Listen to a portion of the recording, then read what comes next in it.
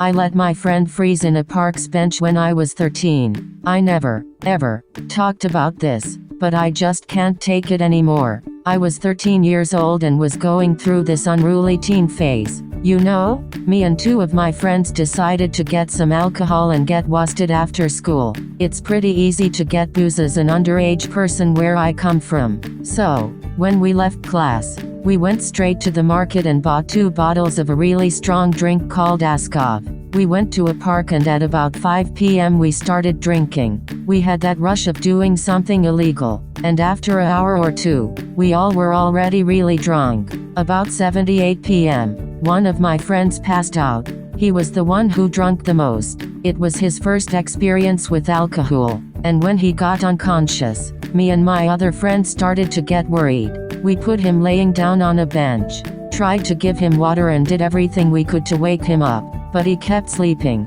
A couple of hours passed, and it was getting pretty late, so I made the worst decision of my life.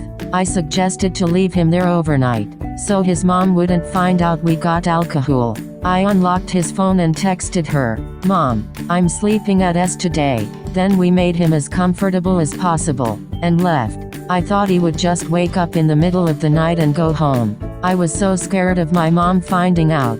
In the next day, he didn't answer any of my texts and didn't show up to school. A teacher close to his mother walked in our classroom and said he was in the hospital, in an extremely serious situation. He experienced alcohol poisoning and hypothermia. His brain was damaged by his super low body temperature. He stayed about 12 hours in the hospital before he died. No one ever found out me and my friend were there with him that day, and we swore to take that to our graves. I told my mom I didn't want to go to his funeral because I couldn't take it, but it was actually because of the guilt.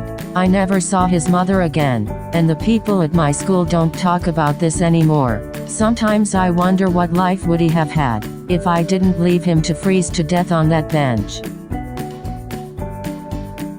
I stole over $5,000 from my first job and became a manager. When I was 18, I worked at a local coffee shop that was a part of a very large chain. The owner of the coffee shop owned 20 in several states across the US and I was making minimum wage. So I did not feel very bad about what I did. It was super simple. I worked night shifts and frequently worked alone. After working there for about a month, I basically had the prices down in my head. Customers almost never wanted receipts, so whenever someone gave me exact change I would just pocket the money. It was a coffee shop, so I never made huge money, but I'd leave with anywhere between $10 and $25 most days. I paid for dates, presents and college textbooks off the money I was stealing from this coffee shop.